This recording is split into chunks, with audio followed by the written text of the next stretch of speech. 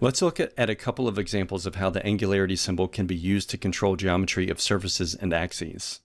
On the left, we see a drawing of a part in which the angularity symbol is used to specify that the angled surface shall be held within a tolerance zone of 0.15 relative to datum A. It's important to keep in mind that all orientation tolerances must use a datum reference. Notice that the angle dimension is given as a basic dimension. When applying an angularity orientation tolerance, the angle dimension must be given as a basic dimension. This specifies that print tolerances given in the title block or general notes do not apply to the angle dimension. This example shows a dimensioned cross-section view on the left, along with the interpretation on the right side that illustrates how the tolerance zone is positioned relative to the axis of the whole feature. We should note that the tolerance zone in this case is comprised of two parallel line elements spaced apart a distance of 0.2 as specified in the feature control frame.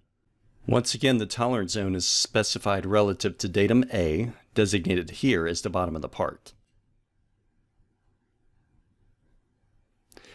This example is very similar, but notice that we now have a diameter symbol specified in the feature control frame.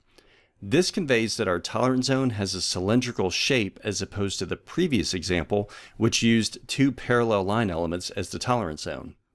Understand that this gives our axis tilt within a three-dimensional tolerance zone rather than a two-dimensional tolerance zone.